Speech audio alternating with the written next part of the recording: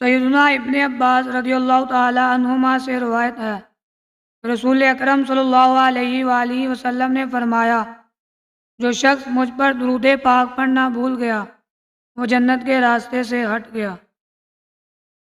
حضور نبی رحمت شفیع معظم صلی اللہ علیہ وآلہ وسلم نے فرمایا، کچھ لوگوں کو قیامت کے دن جنت جانے کا حکم ہوگا لیکن وہ جنت کا راستہ بھول جائیں گے۔